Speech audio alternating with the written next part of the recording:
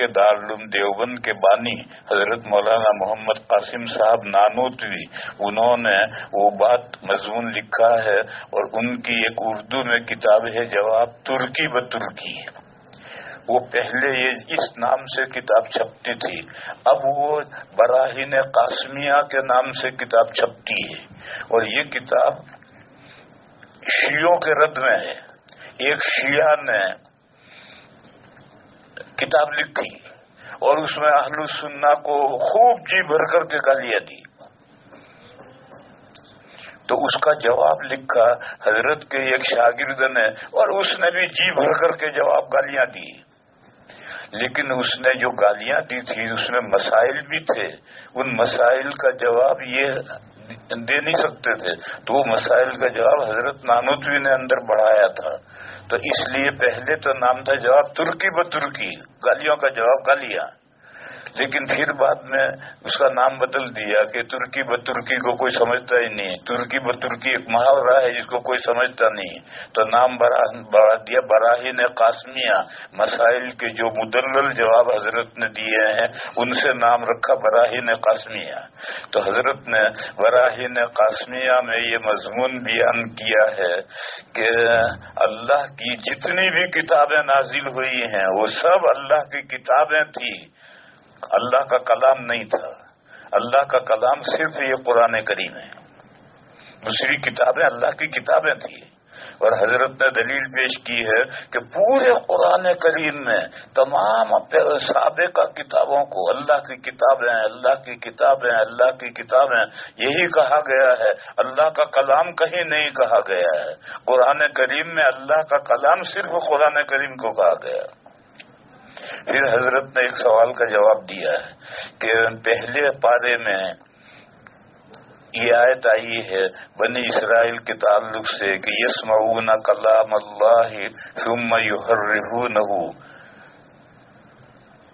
کہ بنی اسرائیل اللہ کا کلام سنتے ہیں پھر اس میں ہیر پھیر کر دیتے ہیں۔ بعض لوگوں نے کہا کہ اللہ کا کلام یعنی تورات، حضرت نانوتوی نے کہا کہ اللہ کا کلام تورات یہاں مراد نہیں ہے، بلکہ جب تورات لے کر کے موسیٰ علیہ السلام آئے تو قوم نے کہا کہ یہ تورات اللہ کی کتاب ہے، ہم کیسے جانیں، ہم نہیں مانتے۔ تو حضرت نے فرمایا کہ تم اپنے قوم کے کچھ لوگ منتخب کرو، میں ان کو طور پر لے جا کر اللہ سے ہم کلام کرا کر بتلاؤں کہ ان کو ایک تورات میں نے دی ہے۔ تو انہوں نے قوم کے 70 سردار منتخب کیے جن کو موسیٰ علیہ السلام لے کر طور پر گئے اور اللہ کا کلام انہوں نے سنا کہ یہ تورات میں نے دی ہے۔ انہوں نے ان 70 نے آ کر اپنی قوم میں کہا کہ ہم نے کلام تو سنا لیکن کسی کو دیکھا نہیں، کون بولا؟ تو کہا وہ جو 70 آدمیوں نے کلام سنا تھا وہ مراد ہے، یسمعون کلام اللہ ثم یحرفونہ من بعد ما عقلوہ، تورات مراد نہیں۔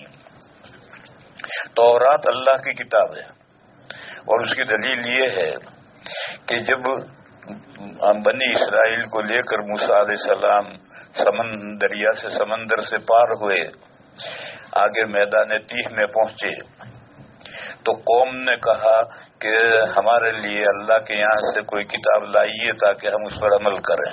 تو موسیٰ علیہ السلام نے دعا کی کہ اللہ مجھے کتاب عنایت فرمائے تاکہ میری قوم اس پر عمل کرے۔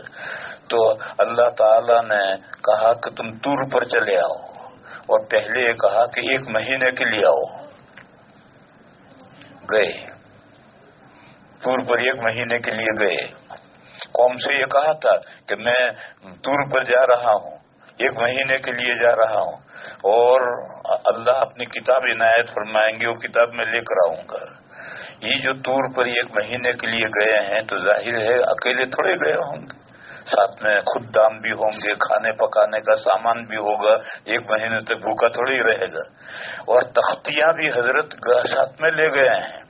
اور طور پر جا کر کے تورات کا نزول شروع ہوا، جبرائیل وحی لے کر آتے ہیں، تھوڑی سی وحی پہنچاتے ہیں، اس وحی کو موسیٰ علیہ السلام تختیوں میں لکھتے ہیں، اچھا، یہ جو وحی آتی ہے اللہ کا کلام نہیں آتا تھا، جبرائیل کا کلام ہوتا تھا، یا جبرائیل کا بھی کلام نہیں ہوتا تھا، موسیٰ علیہ السلام اپنے کلام میں لکھتے تھے.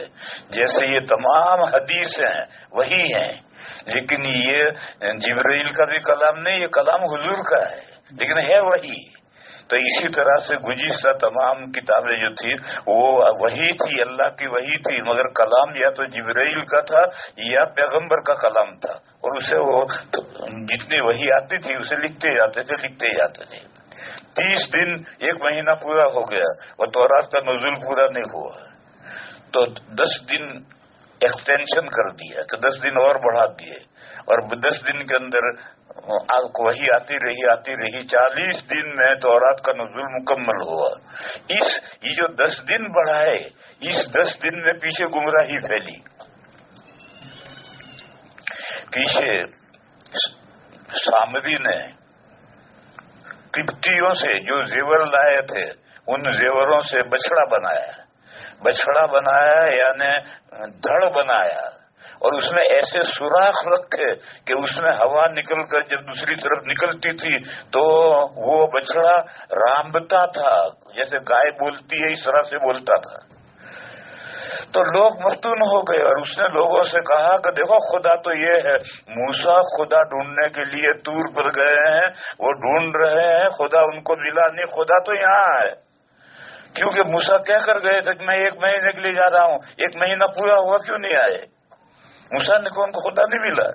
تو یہ جو ایکسٹینشن ہوا، 10 دن کا اضافہ ہوا، وہ گمراہی کا پیچھے سبب بن گیا. یہاں رک کر کے ایک بات سمجھو، ہمارے ایک بہت بڑے آدمی ہیں، وہ انہوں نے یہ بات ایک محمل کی بات کہی کہ موسیٰ علیہ السلام طور پر گئے تو پیچھے 5,80,000 لوگ گمراہ ہوئے. تو پیر صاحب خانقاہ میں چلے گئے، پیچھے قوم گمراہ ہو گئی. ایک صاحب نے یہ بات کہی، یہ نہایت محمل بات ہے، اس میں پیغمبر کی سخت توہین ہے. سب سے پہلی بات تو یہ ہے کہ موسیٰ علیہ السلام طور پر گئے تھے تو خود گئے تھے یا اللہ میاں نے بلایا تھا؟ وَوَعَدْنَا مُوسَىٰ 30 لَيْلَةً. تو جب اللہ نے بلایا تھا تو اگر یہ گمراہ ہوئے تو الزام موسیٰ علیہ السلام پر آئے گا یا آگے جائے گا اللہ پر؟ کس پر الزام آئے گا؟ دوسری بات یہ ہے کہ موسیٰ علیہ السلام طور پر گئے تھے تو پوری قوم کو بے سہارا تھوڑے چھوڑ کر گئے تھے. دوسرا پیغمبر موجود تھا، ہارون علیہ السلام قوم میں موجود تھے، اور یہ کہہ کر گئے تھے کہ اخلفنی فی قومی واصلح ولا تتبع سبیل المفسدین. تو کیا ہر دائی کا ہر وقت قوم میں ہونا ضروری ہے؟ کوئی بھی دائی ہے، ایک دائی گیا تھا، دوسرا پہلے دائی موجود ہے.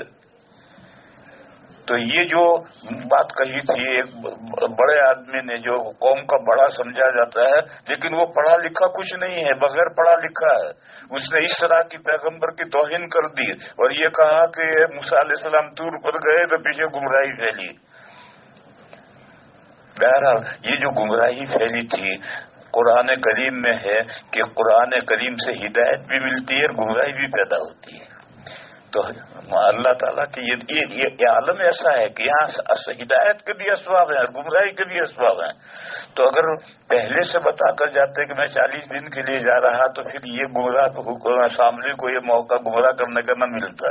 وہ 30 دن کے لیے گئے اور حضرت 30 دن بتا کر گئے اور پھر اس میں کام پورا نہیں ہوا اور 10 دن کا اضافہ ہوا تو گمراہی کا سبب بنا. تو یہ الگ مسئلہ ہوا. اللہ تعالیٰ کا جو منشا تھا اللہ جیسا چاہتے تھے ایسا ہوا.